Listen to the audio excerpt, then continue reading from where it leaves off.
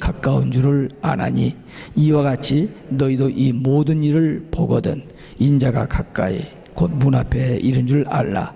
내가 진실로 너에게 말하노니 이 세대가 지나가기 전에 이 일이 다 이루리라. 천지는 없어지지겠으나 내 말은 없어지지 아니하리라.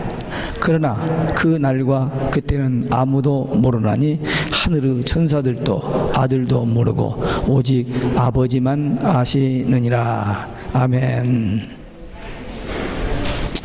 할렐루야. 오직 예수 마라나타. 오늘 또 하나님의 집에 나와 예배하는 여러분들에게 우리 아버지 하나님 은혜와 평강이 넘치길 주 예수 그리스도의 이름으로 축원합니다. 예수님께서 마태복음 24장에서 종말의 여러 징조들을 말씀하신 후에 이 무화과나무 비유를 배우라고 말씀하십니다. 무화과나무가 가지가 연해지고 잎사귀가 나면 여름이 가까운 줄을 알듯이 여름이 오면은 이런 징조들이 나타나면 인자가 예수님이 재림이 아주 문 앞에 가까이 이른 줄 알라. 그런 말씀을 하셨습니다. 그래서 오늘 이 무화과나무 비유의 영적 의미란 제목으로 우리에게 주시는 하나님의 말씀을 함께 받겠습니다. 첫째는 무화과나무의 비유를 배우라 하셨습니다. 32절에 무화과나무의 비유를 배우라. 그 가지가 연하여지고 잎사귀가 나면 여름이 가까운 줄을 아나니. 이 무화과나무는 이스라엘 나라를 상징하는 나무입니다.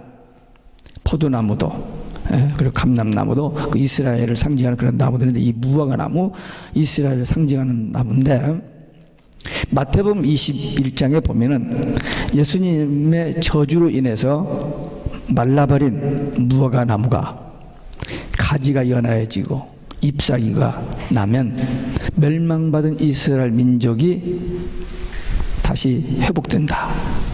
나라가 독립한다 하는 그런 의미입니다. 예수님께서 예루살렘 입성하셔가지고 성전을 숙청하시고 그 다음날 무화과나무 앞에 가셔서 잎은 무성한데 열매가 없는 그 무화과나무를 저주하셨더니 그 무화과나무가 그냥 말라 죽었습니다.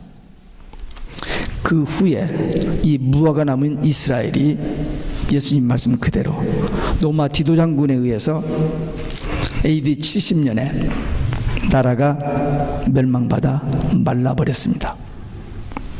하지만 이 말라버렸던 이 무화과나무가 가지가 연하여지는 사건이 일어났어요. 그것이 우리 시대에, 우리가 살고 있는 이 시대에 일어났으니 예수님의 예언이 성취되신 그 사건을 보고 우리가 깜짝 놀라지 아니할 수가 없습니다. 가지가 연하여졌다.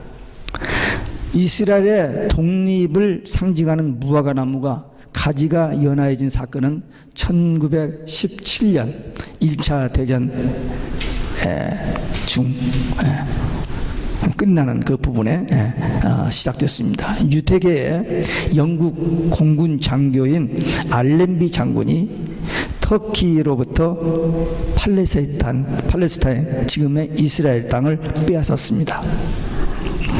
그리고 그해 11월에 영국 외상 발포가 이스라엘 독립을 약속하는 선언을 했습니다. 그것이 그 유명한 발포 선언입니다. 당시 영국은 세계를 이렇게 지배하던 그 강국이므로 누가 시비를 하지 않고 그냥 받아들였습니다.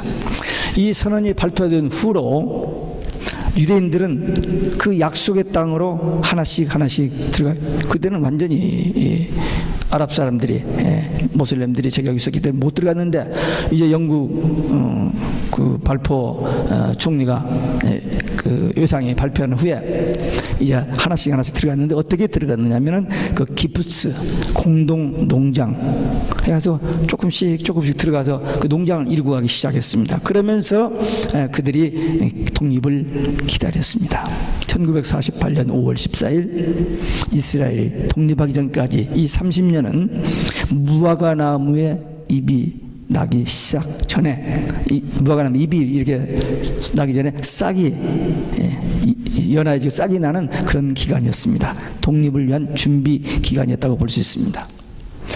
그 다음에 무화과나무 잎사귀가 나기 시작한 겁니다. 이스라엘이 독립할 수 있는 그 어떤 사인으로 나무가 연하해지고 싹이 나기 시작했는데 그것이 잎사귀로 바꿔지는 사건이 이제 1948년에 일어났습니다. 30년이란 세월이 흐른 후에 예수님이 2000년 전에 예언했던 그 예언이 실제적으로 역사적으로 사실로 정확히 성취되어진 것입니다. 이스라엘 독립의 역사를 보면은 하나님이 함께 하시지 않고는 이루어질 수 없는 사건인 것을 봅니다. 17세기 초에 이스라엘은 고작 한 100만 명 정도 남아 있었습니다. 이제 전멸 직전까지 간 거죠. 그런데 놀랍게도 18세기 초에 한 300만으로 늘어났어요. 한 100년 사이에. 그 다음에 19세기 초에는 한 500만, 그리고 19세기 말엽에는 1100만까지 증가하고 1933년에는 1600만까지 증가를 했습니다. 그러니까 그렇게 위축되고 줄어들던 이 유대인들이 점점 수가 많아졌어요. 그래서 1948년 5월 14일 이스라엘의 독립이 이루어진 겁니다. 근데 이 이스라엘 독립은 BC 606년에 바벨론에게 이스라엘이 그 포로로 잡혀가기 시작한 1차, 2차, 3차 포로로 잡혀가고 586년에 망하지만 606년부터 이제 1차, 2차 이렇게 포로 잡혀가는데 그때부터 계산하면은 무려 2554년 만의 기적입니다. 국권을 잊어버렸는데 그 국권이 회복되었습니다. 또 주 70년에 로마에 의해서 예루살렘 성전이 돌 하나 도리에 남지 아니하고 성전이 불타버리고 110만 명이 죽고 9만 7천 명이 포로로 잡혀가서 나라가 완전히 그냥 쫄딱 망해버리고 없어져 버리는 그 이후 1878년 만에 이스라엘이 주권과 영토가 모두 회복된 것입니다. 이것은 하늘의 씨앗이 발아에서 싹을 내고 그 다음에 잎사귀를 내는 과정과 같습니다. 예수님께서 예언하신 대로 그 나라가 몰락하고 없어졌다가 다시 이렇게 싹이 나고 잎이 나서 이렇게 회복되어지는 그 예언 그대로 성취되어진 겁니다. 이것이 성경적으로 역사적인 예수 재림의 징조입니다. 우리가 살고 있는 이 시대에 우리 앞에 이렇게 분명한 예수님의 재림의 증거가 나타난 거예요. 이스라엘 독립의 사건을 보고 앞으로 진행되는 과정을 봐야 됩니다. 세상의 모든 관심이 지금 거기에 집중되어 있습니다. 마지막 3차 전쟁도 거기서 일어날 것이고 주님이 오셔도 거기 오실 것이고 역사의 종말의 대전쟁도 그 주위에서 일어날 겁니다. 그러니까 우리는 우리 동네에서 일어난 사건도 중요해요. 보고 해야지만 그쪽에 일어난 사건을 보면서 성경을 보면서 깨어야 돼요. 눈이 열려야 됩니다. 그래서 what's going on? 이것을 알아야 돼요. 우리 한국에서 무슨 일이 일어난 것도 우리 관심 가지고 왜 모국이니까.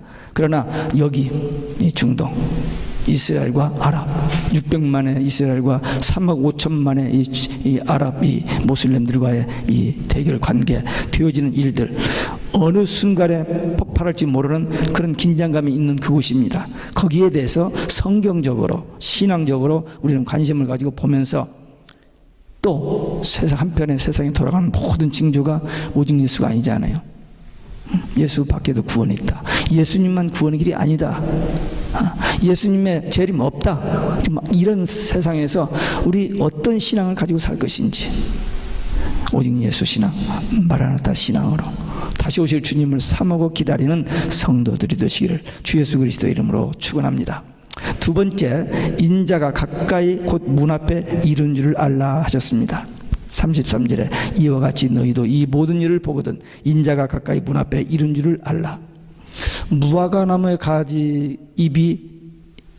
연하해지고 잎사귀를 내면 여름이 가까운 것을 아는 것처럼 우리가 살고 있는 이 시대에 예수님이 예언하셨던 이 이스라엘이 독립함으로 이 예수님의 예언이 성취됐다면 역사의 종말에 가깝고 예수님의 재림이 이제 곧 문 앞에 이른 것을 알아야 된다는 것입니다. 먼저 보아야 돼요. 이 모든 일을 보거든, 33절에 보거든, 보는 것이 먼저입니다.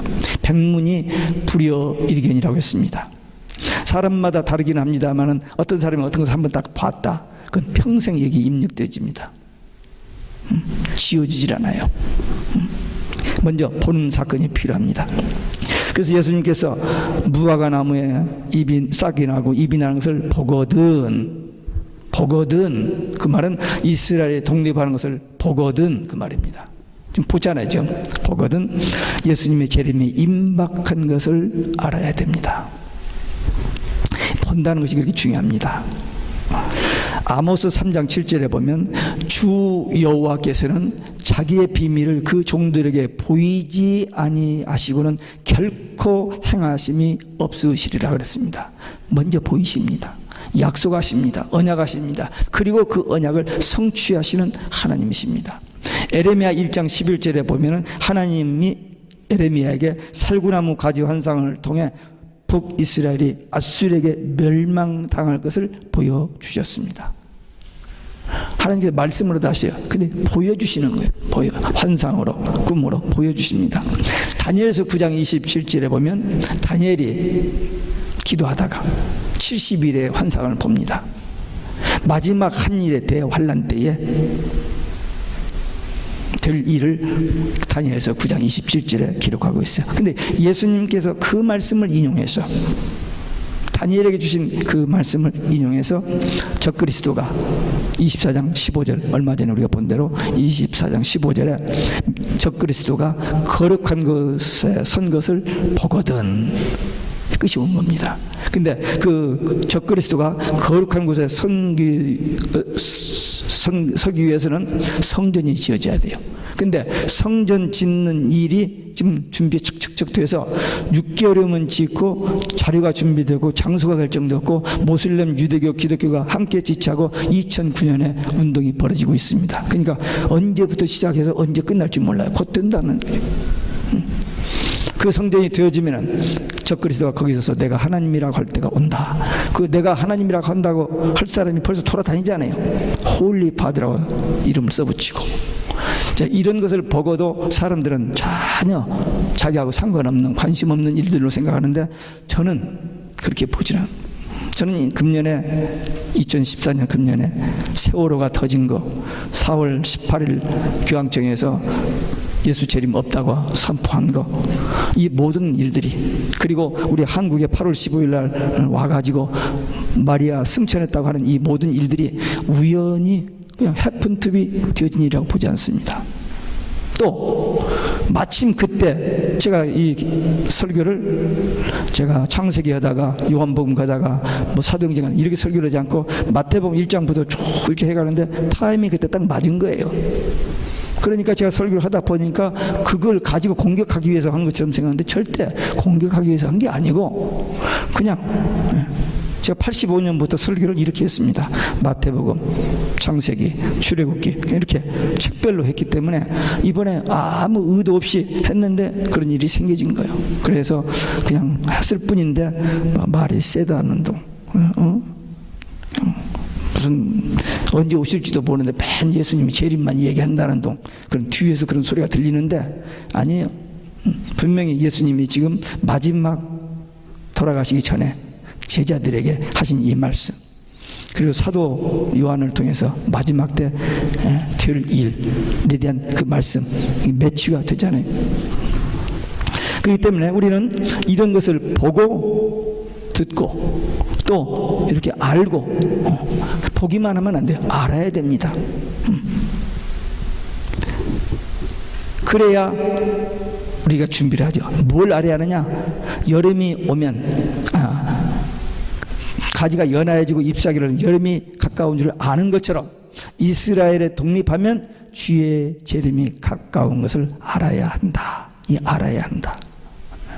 근데 어떤 사람은 관심도 없고 모르지만 우리는 알아야 됩니다. 왜? 예수님이 알아야 한다고 했으니까. 그래서 예수님께서 이 마태복음 24장 이 종말과 재림의 징조를 이야기하시고 무화과 나무의 비유를 통해서 재림이 임박해 주심을 알려주셨으니까 우리는 이 말씀을 통해서 역사의 우리 삶의 현장에서 역사적으로 이런 일이 일어나고 있다, 부인할 수 없는 사건들이잖아요. 그러면 이건 예수님이 예언하신 것과 일치가 된다. 그러면 주님이 재림이 임박했다, 그렇게 믿고 또 모든 사람들이 오직 예수를 아니라고 하지만 우리는 오직 예수, 마라나타, 이 신앙 가지고 마지막을 승리하는 믿음의 용사들, 기도의 용사들 되시기를 주 예수 그리스도의 이름으로 축원합니다. 끝으로 그날과 그때는 아무도 모른다 하셨습니다. 36절에 그러나 그날과 그때는 아무도 모르나니 하늘의 천사들도 아들도 모르고 오직 아버지만 아시느니라. 이 마태복음 24장에서 징조들, 또 무화과 나무 비유, 그리고 또 이 계시록 말씀을 보면 지금 이 시대에 예수님의 재림이 임박한 것을 알게 됩니다. 그러나 그 날과 그때는 아무도 모르고 하나님만 아신다고 했습니다. 분명 이 시대는 주님이 재림이 가까운 시대이지만 그 재림의 날과 때를 계산할 수 없습니다. 하나님만 아시는 것이기 때문에, 그러니까 이 날짜를 알려고 할 필요가 없습니다. 다만 그날이 언제이건 우리는 깨어서 오직 예수 신앙과 마라나타 신앙으로 하루하루를 종말론적으로 살아야 됩니다. 왜? 언제 오실지를 모르니까 오늘 하루 믿음으로 예수 안에서 바로 살면, 오늘 밤이라도 내일이라도 주님 오시면 아멘 주 예수여 오시옵소서, 이 신앙 가지고 살아야 한다는 것입니다. 아들도 모르고, 이 말은 예수님도 그날을 모르신다는 그런 의미입니다. 이 성경은 여러 사본이 있고 여러 번역본이 있습니다. 원본은 없어졌어요. 구약성경이나 신약성경이나 이 원본은 다 없어졌고 사본들이, 그 베껴서 놓은 사본들만 있습니다. 근데 그 사본들이 있고 또 번역본이 여러 가지 나와요. 우리 한국에도 벌써 성경이 여러 번 번역됐습니다만 이 미국에는 영어 성경은 100종류가 넘습니다.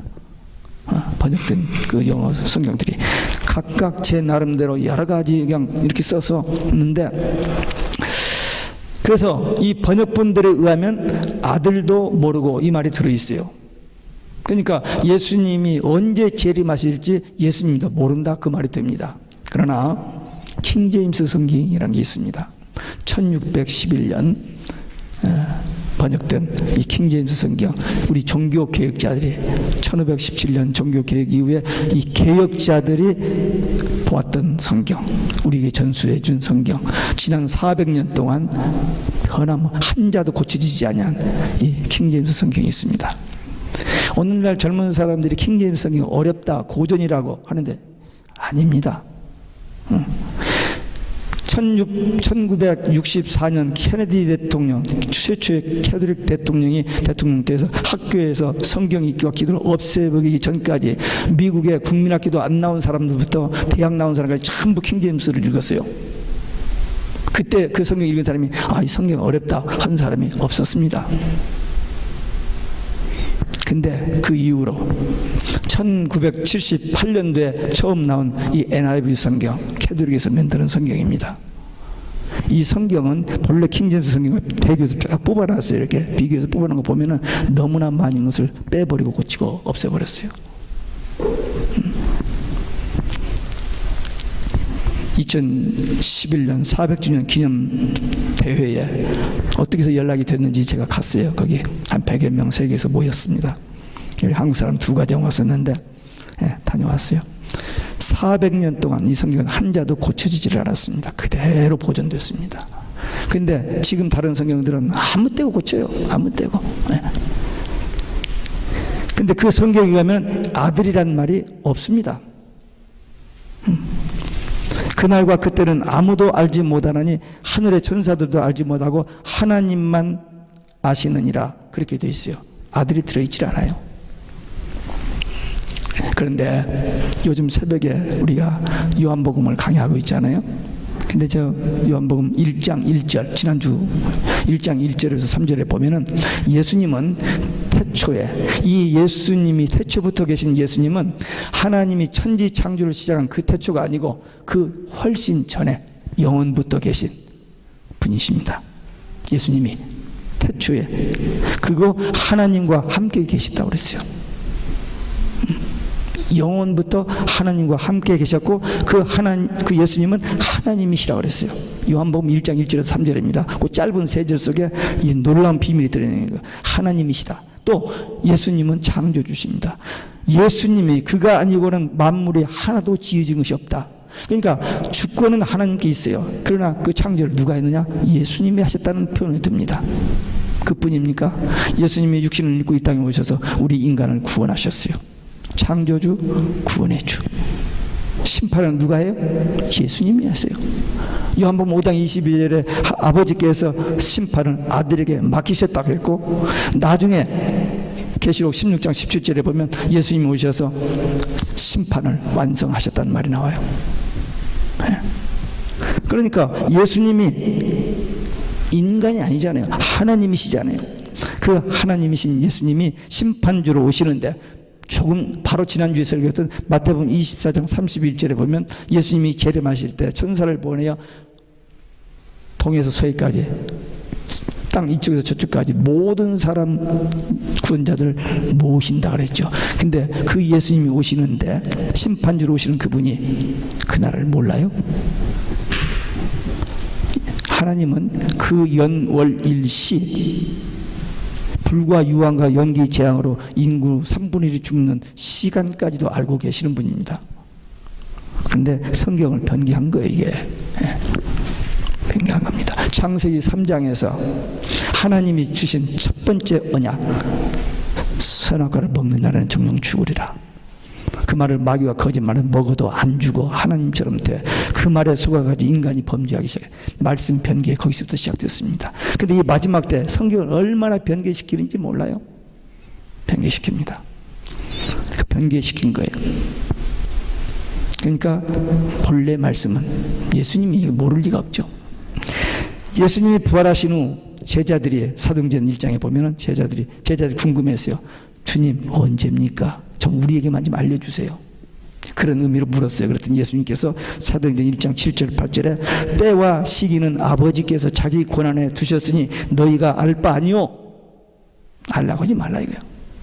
오직 성령이 너희에게 임하시면 너희가 땅끝까지 내 증인이더라. 그 날짜 자꾸 맞지. 그러면 이단 되니까 언제 온다 해가지고 뭐 봤다 이렇게 자꾸면 이단 되니까 하나님 벌써 다 아시고 그런 짓 하지 말라고.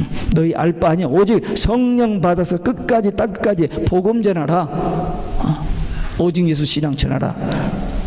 영원한 복음의 증인들하고 그렇게 말씀하셨던 것입니다. 그리고 이 35절에 이 무화과나무 비유 말씀하시고 나서 천지는 없어지전정 내 말은 없어지지 아니하리라. 다시 말하면 무화과나무의 잎이 나면, 이스라엘이 독립하면 예수님이 가까이 문 앞에 이런 것이 확실하다. 주의 재림이 임박했다.